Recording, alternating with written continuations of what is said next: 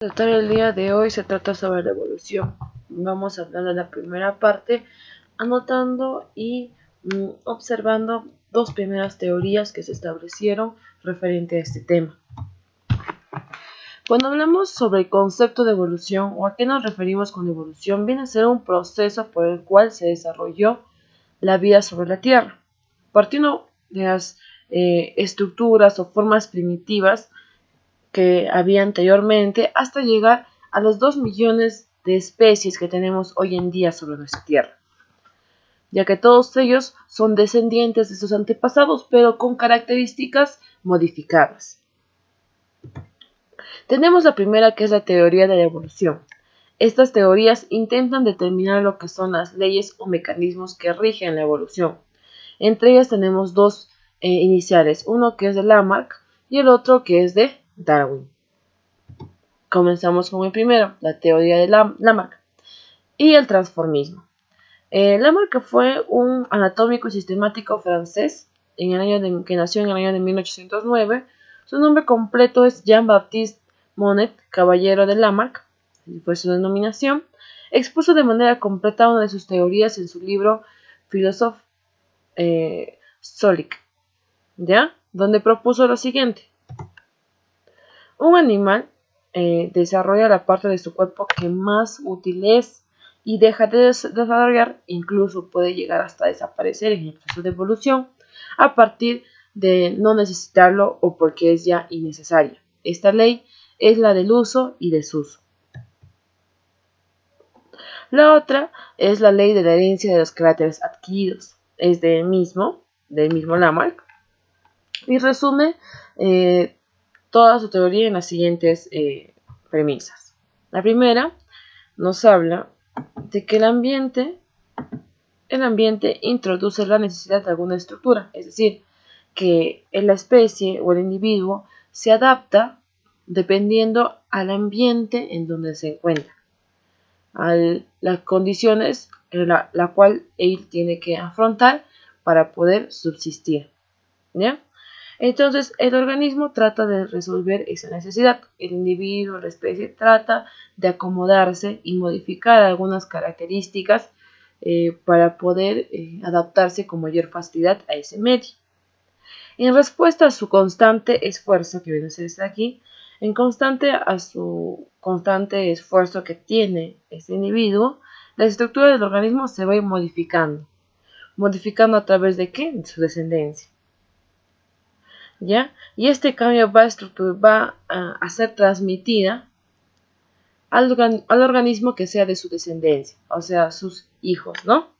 Ya va a tener inherente a su naturaleza esa modificación, que anteriormente se ha luchado para poder obtenerlo, ellos ya lo van a tener simplemente al nacer, porque van a obtener lo que es un cambio en su estructura por genética nada más.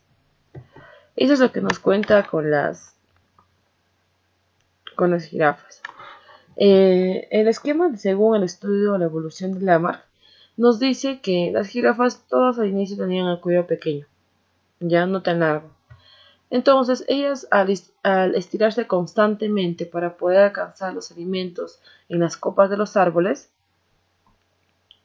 empezaron ¿a qué?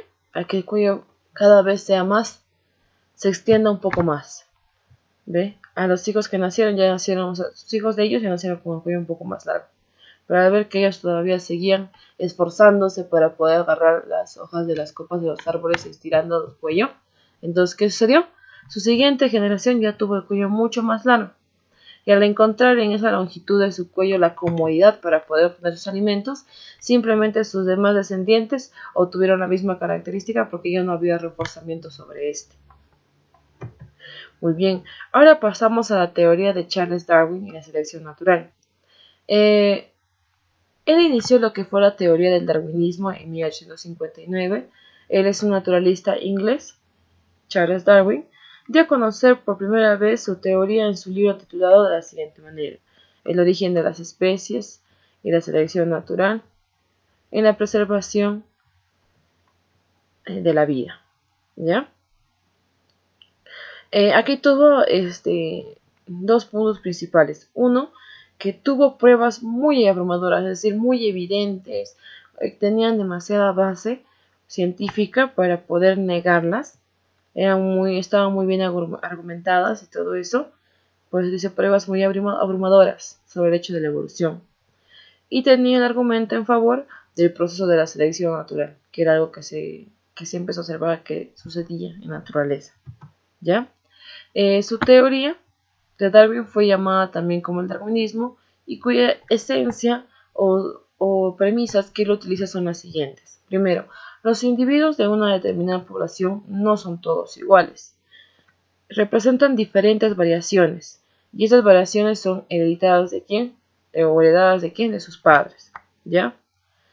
Generalmente, en una generación nacen individuos más de lo que es más de los que pueden sobrevivir, ¿ya? Y no obstante a eso, nos dice que las poblaciones permanecen similar en la cantidad, es decir, ni sobrepoblan ni tampoco hay un déficit en su población, es decir, en un nivel intermedio.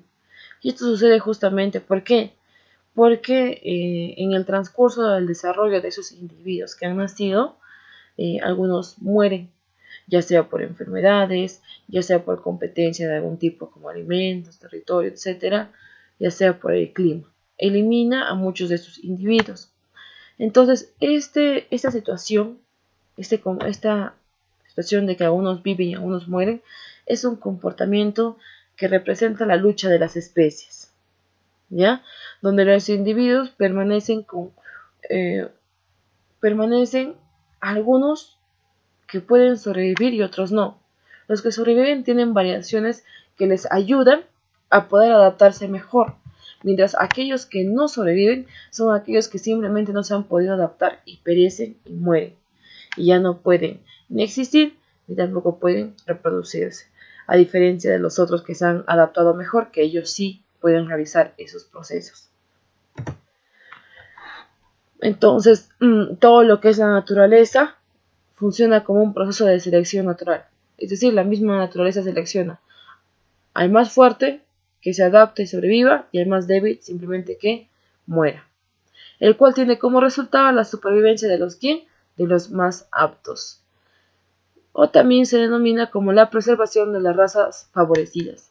Es por eso que según Darwin, lo que nos explica de las jirafas no es la misma que nos explica Lamarck. Él dice que a un inicio habían jirafas que tenían el cuello largo y había otras jirafas que tenían el cuello corto, más pequeño. Dice que cuando empezaron a alimentarse, los de cuello corto, como no alcanzaban la comida o alcanzaban escasamente, empezaron a desaparecer. Mira, por ejemplo, aquí tenemos dos. De ahí tenemos tres de cuello largo y uno de cuello corto. Entonces ya empezaron a desaparecer, porque ellos, al tener esas necesidades que no podían satisfacer, como era el alimento, ya no podían ni reproducirse, ni tampoco podían continuar con la subsistencia de sus especies con sus mismas características. Y después vemos que al final simplemente él también perece y muere, y quedan solamente los de cuello largo. Bueno, chicos, eso sería todo. Muchas gracias. Nos vemos en la siguiente.